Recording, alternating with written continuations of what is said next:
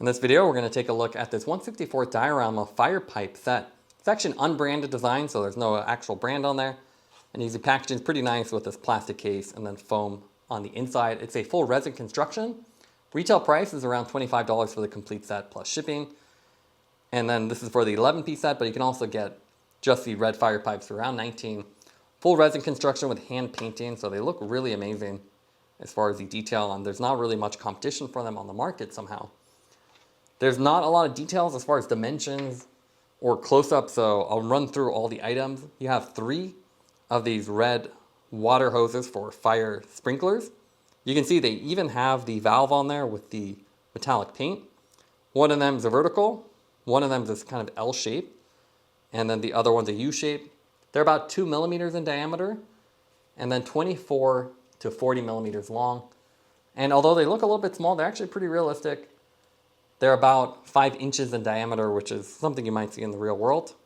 There's 2 air conditioning units, a double unit and a single unit. You can see the stacked one. It's 12 by 17 by 5 or 12 by 10 by 5. You can see you don't actually have details on the fan, it's just graphics. And it's a hollow plastic construction, but you have a little feet on the bottom. And it's even graphics on the back with weathering. You also have a utility box.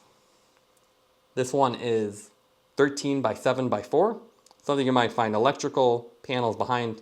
Nice gray construction. Again, it's just flat box, but nice graphics, and then the little feet on the bottom of it hold up by itself. You have a water meter, which is 15 by 9 by 3.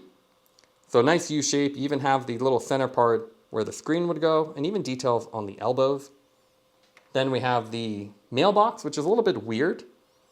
Kind of an odd item in here. It actually says post, if you were to zoom in there. And it's not painted on the bottom, which is a little bit strange. You would think this would go on a wall, but it might rest on a table. You have the slanted top and this little detail underneath the lettering. Then you have the fire alarm, which is what I think this is. It's like you'd have the kind of glass you'd break to pull down the fire alarm.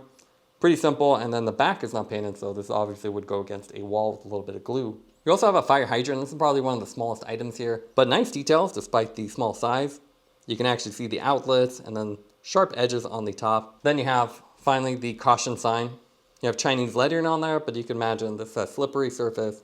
Standard folding sign. It's 10 by 5 by 5, and again, it's actually taller than the hydrant.